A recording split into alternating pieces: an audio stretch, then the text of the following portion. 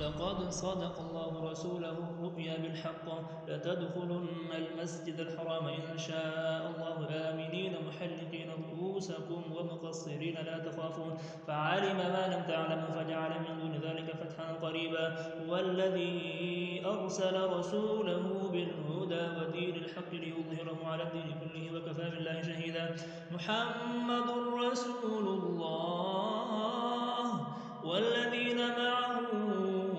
أشداء على الكفار رحماء بينهم تراهم ركعا سجدا يبتغون فضلا من الله ورضوانا سيماهم في وجوههم من أثر السجود